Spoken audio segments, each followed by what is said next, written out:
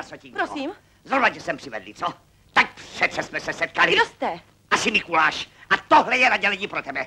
Uvidíš, jak s tebou pěkně zatočím. To je drzost. Už jsem viděl moc nepříčetných a divokých a hysterických, ale tak posednou jako vidíte. Jste zhrá pro sběrací kazajku. Kryšo! Smíš toho tu? Nevíte, s kým mluvíte? To je mi jedno. Vždyť vy nevíte, s kým mluvíte. Vím, zblázněm. Ne, to je paní plukovníková Lafranceová, vdova povrchním veliteli Dolní Normandie. Osobní přítelkyně generála Rochemonta a státního podsekretáře Sušára a mnoha dalších, které nebudu jmenovat.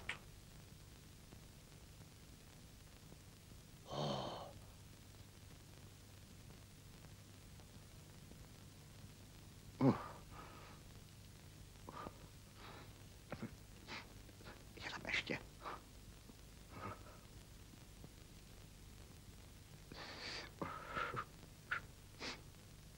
Moc mě to mrzí. Moc mě to mrzí.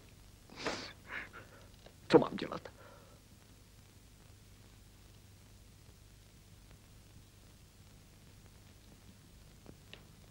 Paní plukovníková.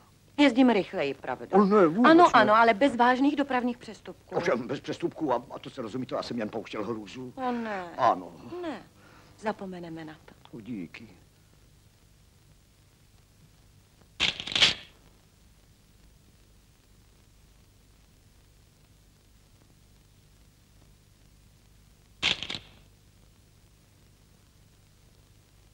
Já jsem Josefa.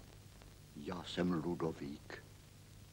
Já jsem Josefa. Já jsem Ludovík. A já jsem Žerbe.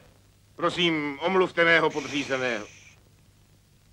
Můj manžel se vám velmi podobal, pane Kryšo. Tvrdý, bez slitování, ale srdce ze zlata.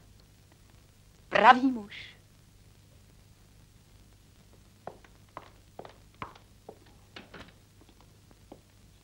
Je třeba, abyste se mi omluvil, pane Kryšo. Přijďte ke mně zítra na čaj o 5. O, paní plukovníková.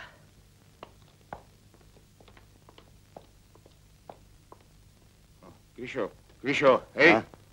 Prosím vás, co to bylo za cirkus? Já nevím, veliteli. Jste úplně nabitý statickou elektřinou. Jak? Co to má znamenat? Poslechněte, člověče, polipte mi ruku. Hm? Polipte mi ji. Je to rozkaz. No tak. Nic? No, tak tu. Tak tu.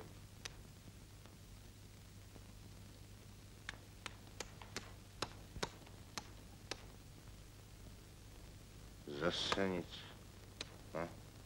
No tak. To je určitě zázrak.